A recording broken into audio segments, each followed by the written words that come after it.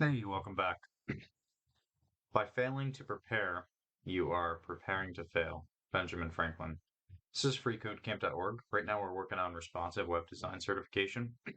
We're going to be doing all or as many of the FreeCodeCamp certifications that we can here in 2024, so we can learn how to code and learn how to program and get that programming job. So, if you like the content, subscribe, follow along with me, and learn how to code with me. This is our year that we're going to learn and change our careers.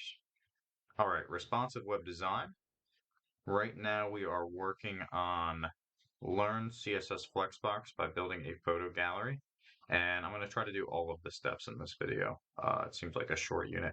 However, short but important. I know that Flexbox is a very important feature of CSS to get used to using and to understand using. Flexbox helps you design web pages so it looks good on any screen size. In this course, you'll use Flexbox to build responsive photo gallery web page. All right, so we'll start with step one and do all the steps.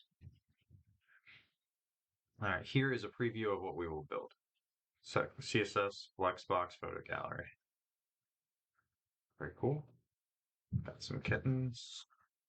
Let's start coding. All right, step one. Begin with your boilerplate HTML, doc type declaration, HTML element, head element, body element, and the lang attribute, and the opening HTML tag set to EN. All right.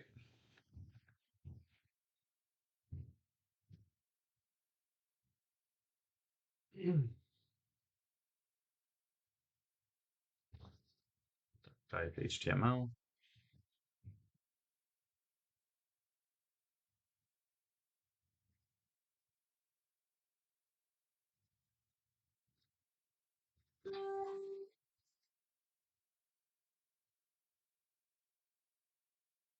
EN. Line equals English. I'll do a head element and a body element. Head.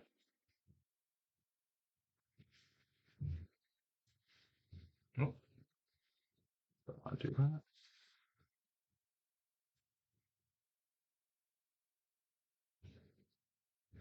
And body.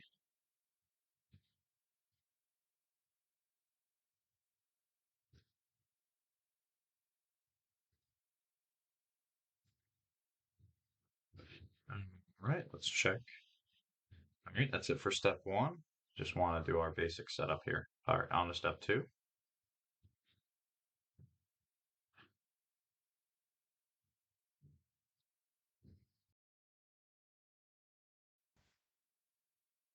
Step two. Within your head element, add a meta tag with the name set to viewport.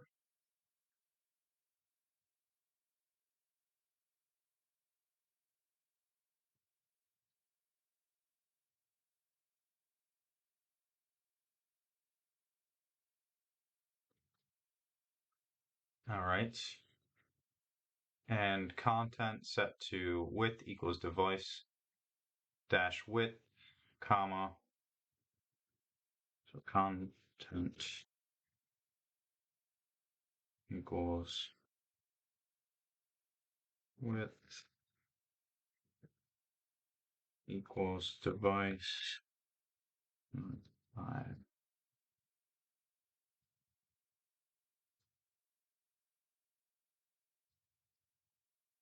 Device width initial scale equals 1.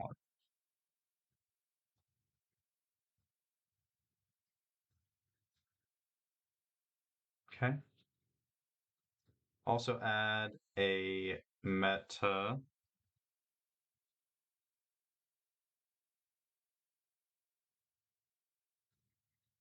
with char set to UTF-8.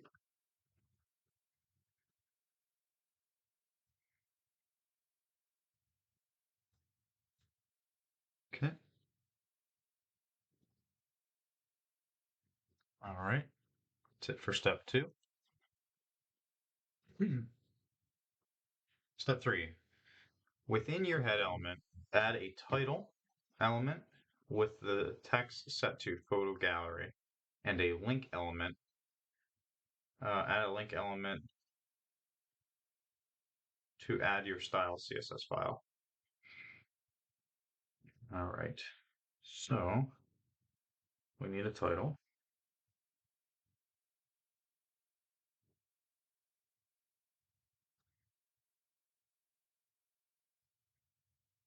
And the title is going to be photo gallery. And then we also need a link element. And the rel is going to be equal to style sheet. And then the href is going to be equal to styles.css. Okay. All right. That's it for step 3. On to step 4. Step 4. Add a header element within the body. Okay.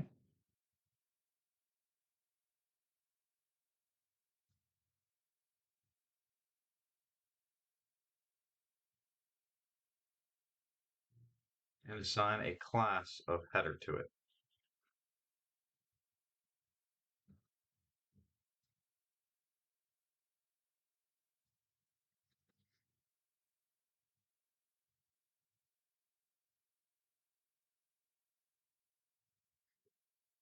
Okay.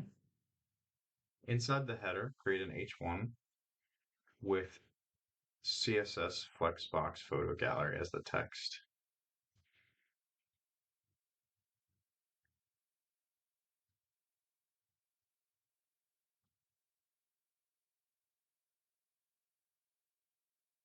But it doesn't want capital. CSS Flexbox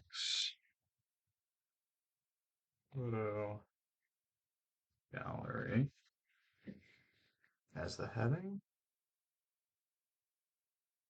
Okay.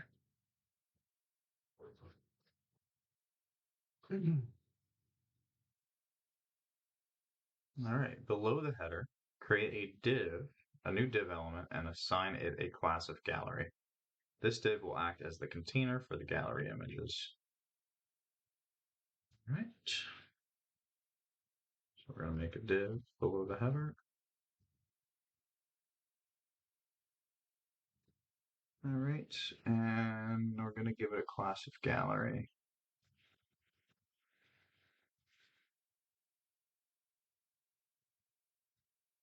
Okay.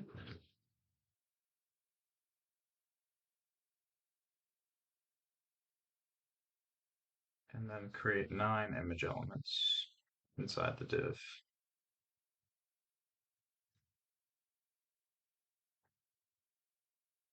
Two, three, four, 5, 6, 7, 8, 9. Control Alt D, up 1, 2, 3, 4, 5, 6, 7, 8, 9.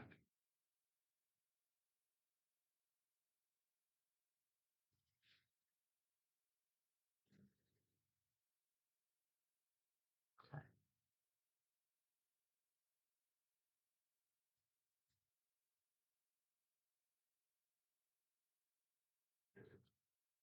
All right. Congratulations, your code passes. Next. All right. Next, give each image a source attribute according to its order in the document. The first image should have a source of that. The rest should be the same, except replace the 1 with the number of the image in the document. So, all right. So, let's do that. So again, to go down is to select all of them at the same time is Control Alt D, and then we'll go down so we can edit all of them at the same time. And then we're going to give all of them a source, and the source is going to be equal to the URL they gave us. And then what we're going to do is now we have to do individuals. So we're going to place the 1 with a 2, the 2 with a 3, the 1 with a 4, the 1 with a 5, the 1 with a 6, the 1 with a 7, the 1 with an 8, and the 1 with a 9. And now we should have 9 different cat pictures. There we go. All right. So that is step 6. On to step 7.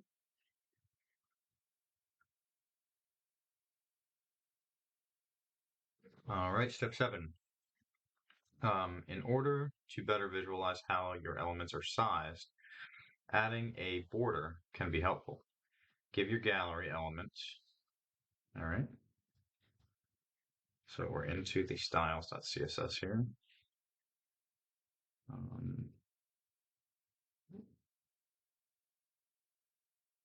We're going to give it a width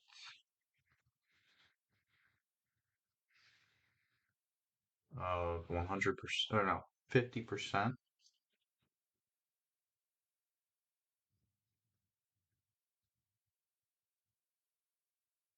Okay. And a border set to that 5 pixels solid red.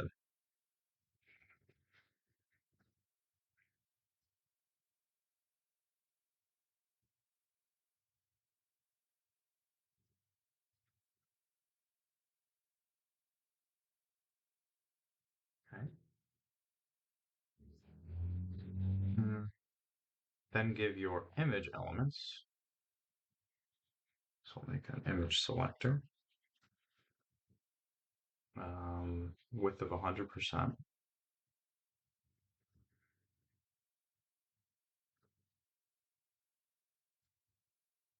Right. So so the images are within the div. So this is our div border. So by giving it a width of 100%, we basically say, it should be 100% of the size of its parent, and the parent of the images is the div container that it's within. All right, padding set to 5 pixels.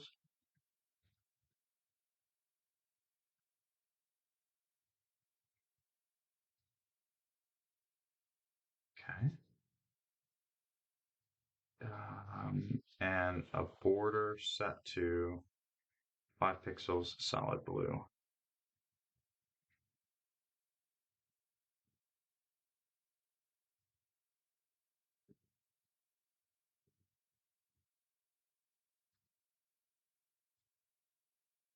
All right. Check. All right, that's it for step 7. On to step 8.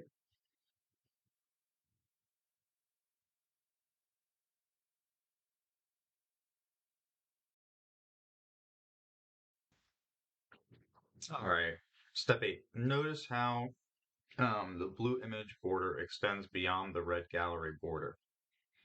I did notice that. This is due to the way browsers calculate the size of a container elements. The box sizing property is used to set this behavior.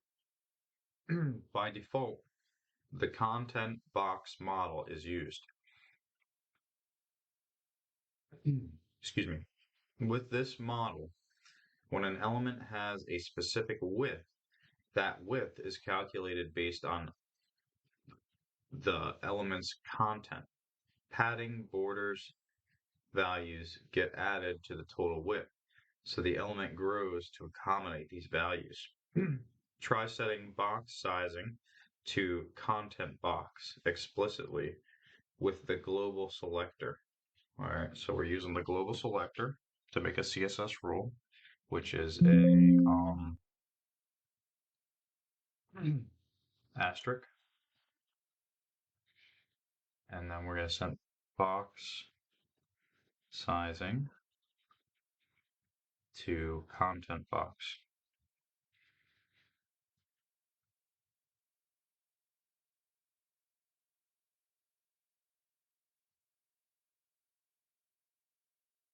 At this point, you will not see any changes because you're using the default value.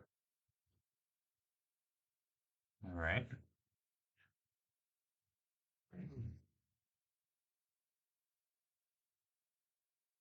Step 9. All right, step 9. Border box sizing model does the opposite of content box. Box border does the opposite of content box. The total width of the elements, including padding and border, will be the explicit width set. The content of the elements will shrink to make room for the padding and the border. Change the box sizing property to border box. Okay. So instead of content, we'll do border. Now everything fits within its parent container of the div. Notice how your blue images now borders now fit within your red gallery. Much nicer. All right, that's it for step 9. On to step 10. Step 10. Now that you have figured out your box sizing approach, you can clean up the CSS you added to see the changes. Remove your .gallery and .image selectors and all rules within. Right?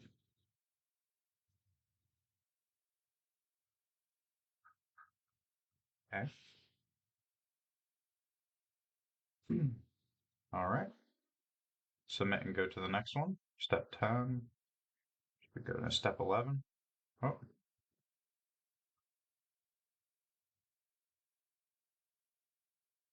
All right. Step 11. Now your images are too big. Create a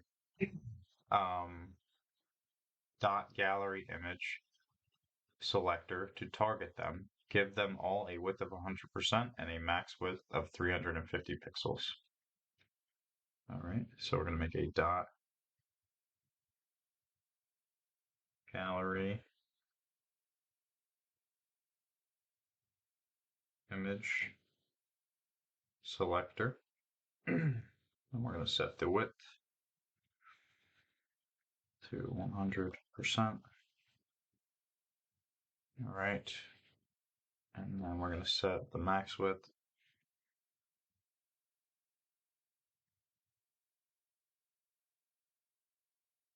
to 350 pixels.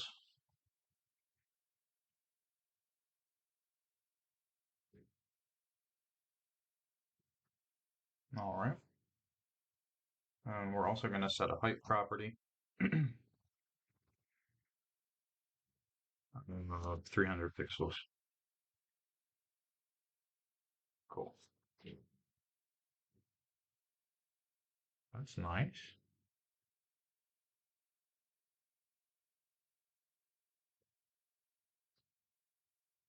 All right, code passes. That's it for step 11. On to step 12. All right, step 12. Remove the margin from your body element. Okay.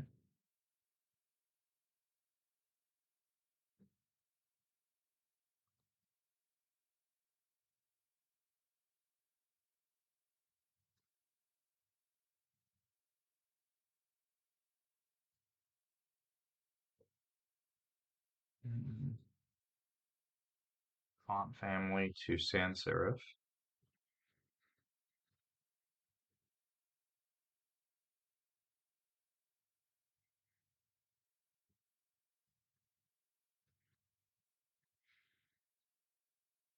Okay. And background color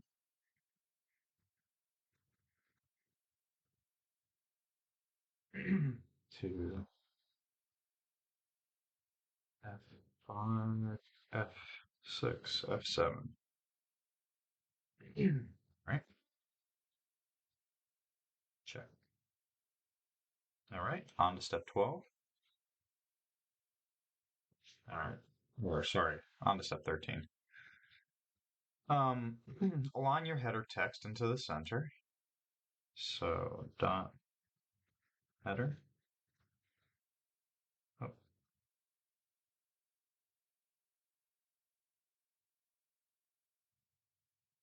Text align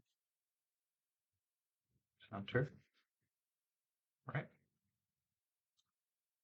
Make the text uppercase using the text transform property with uppercase value.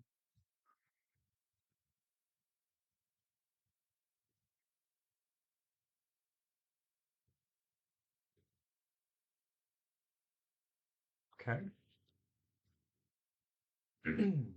Give it a padding of 32 pixels on all sides.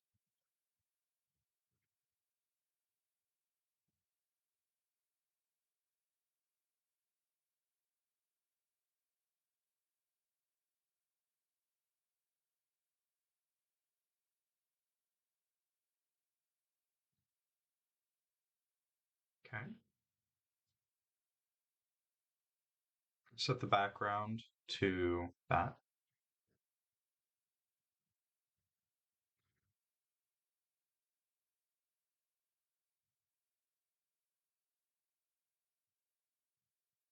Zero A, 2, 3. Whoa. And the text to that.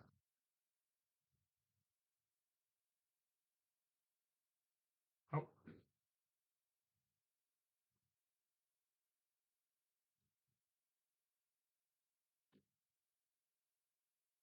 all right.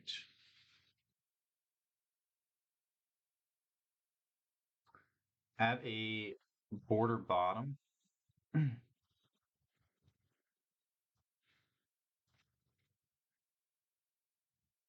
with 4-pixel border, solid, and this color F DB 347. Okay.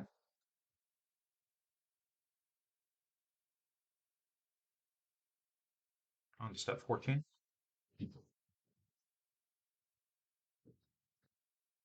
Flexbox is a one-dimensional CSS layer that you can control the way items are spaced out and aligned within a container. To use it, give an element a display property of flex. This will make the element a flex container. Any direct children of a flex container are called flex items. Create a gallery selector. Okay. And make it a flex container. So the display is flex. Okay.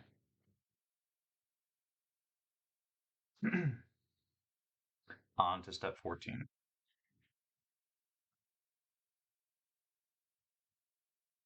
On to step 15. I'm sorry. Step 15. Flexbox has a main and a cross axis. The main axis is defined by flex direction property, which has 4 possible values. So we're going to do flex direction row, horizontal axis with flex items from left to right. Row reverse, horizontal axis with flex items from right to left. Column, vertical axis with flex items from top to bottom. Column reverse, vertical axis with flex items from bottom to top. Note, the axis and directions will be different depending on the text direction. The values shown are for a left to right direction. Try different values to see how they affect the layout. When you are done, set an explicit flex direction of row.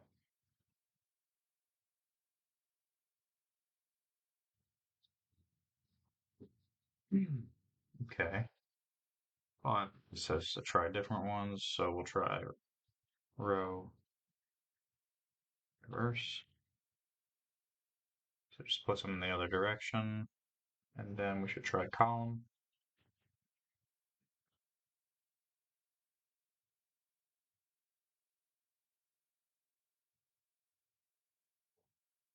right, put some in the column.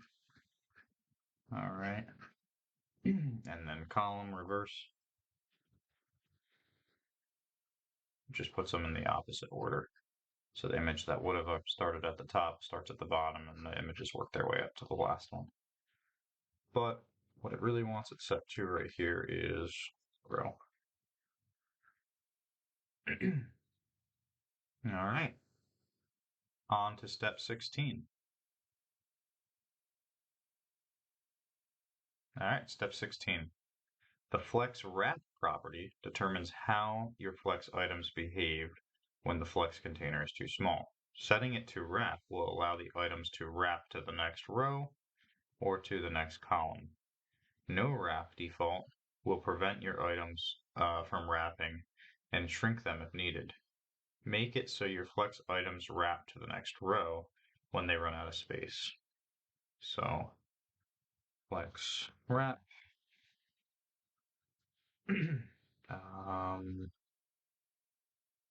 we're going to just set it to run. Okay. So it wraps to the next row. Very nice. All right, on to step 17. The justify content property determines how the items inside the flex container are positioned along the main axis, affecting their position and space around them. Give your gallery selector a justify content property with the center as the value.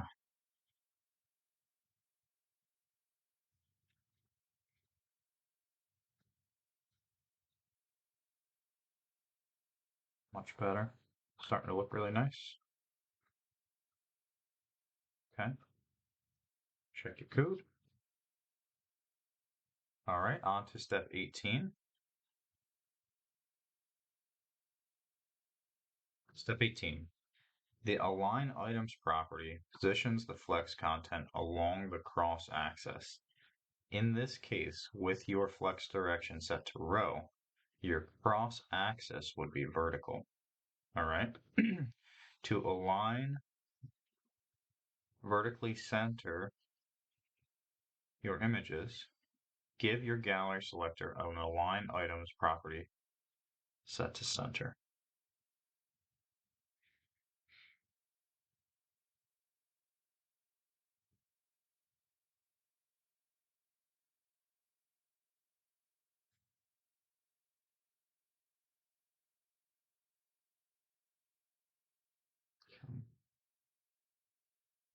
Okay, so that changed, I think, the last one.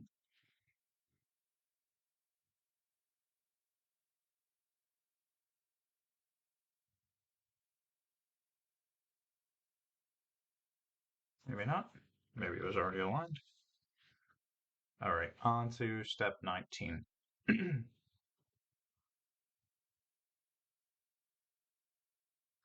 Step 19. Give your gallery selector a padding property.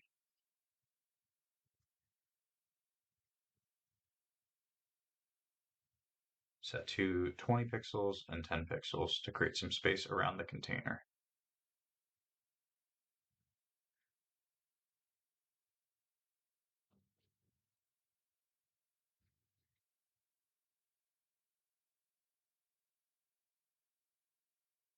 Then give it a max width of 1400 pixels and a margin of 0 auto.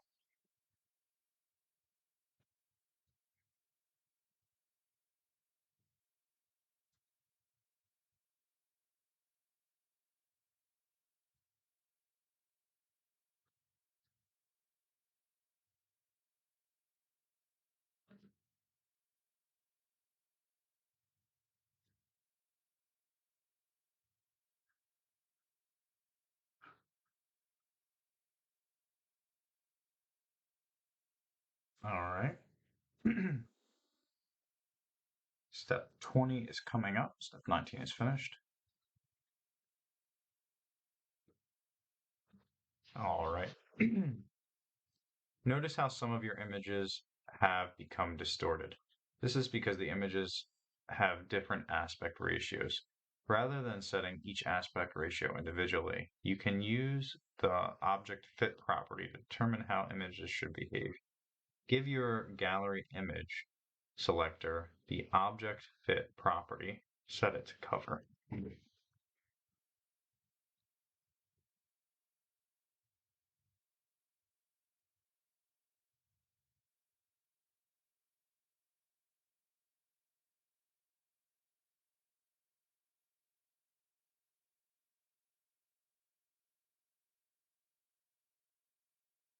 Okay.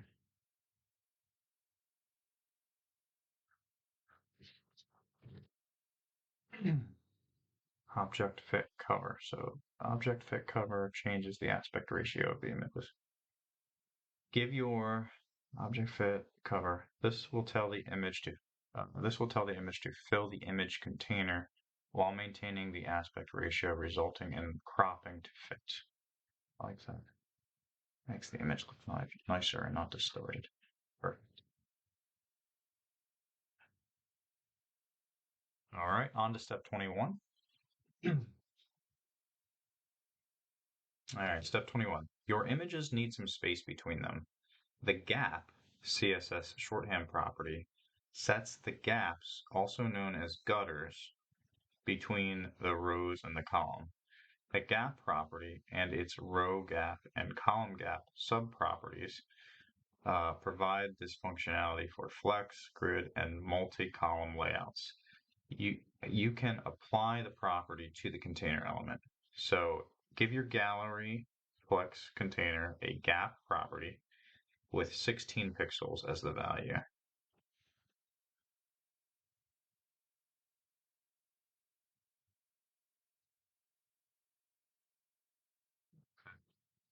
So it's said in here that it has a row gap and a column gap. So I'm guessing the first is the row gap, and then what if we try to do 40 pixels? Yeah, and that's the column gap. So the first one is the row gap, and if you just have one, it'll set the same number for the row gap and the column gap. And then if you do another one, it'll do specifically the column gap. All right, check your code.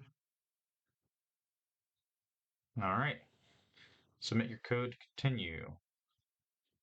So we are done with step 21, on to step 22.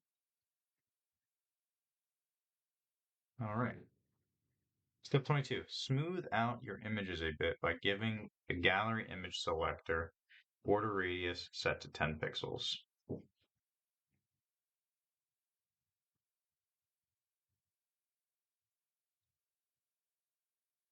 All right, curve the edges a little bit. It's nice, nice effect. Check. All right, that's it for step 22. On to step 23. All right, step 23. The after, after pseudo element creates an element that is the last child of the selected element. You can use it to add the element after the last image. If you give the same width as the images, it will push the last image to the left when the gallery is in a two-column layout. Right now, it is in the center because you set justify content to center. Example, container after content. All right. Create a new selector. Go down to the bottom so we can see how this affects the last image. Using the after pseudo element on gallery. So we're going to do dot gallery. And we're going to do colon after. And then we're going to add a content property. Okay.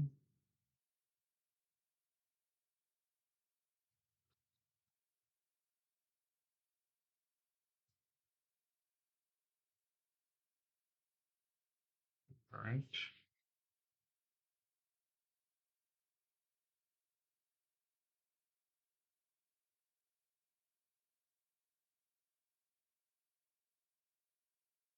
right, so I moved it over a little.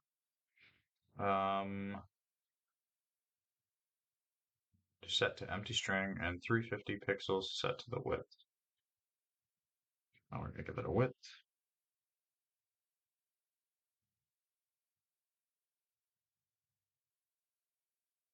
All right, I moved it over. Right.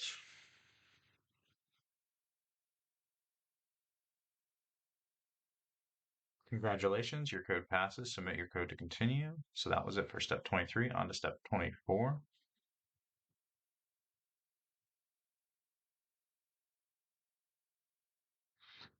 All right, the alt image attribute should describe the image on the screen. If the image can't be loaded, this text is present in place of the image. To complete the project, add an alt attribute to all 9 of the cat images and describe them. Use at least 5 characters long for each image. Okay, so first, let's Control Alt D, hold those, and then just so we can add the alt description all at the same time. Alt equals. All right, now these descriptions are supposed to be based on the picture, and we do rows, so it would be 1, 2, 3, 4. All right, so image 1, leaping cat. All right, image 2, cat on back. Image 3, uh, cat looking to side. Image 4, cat sleeping under blanket. Image 5,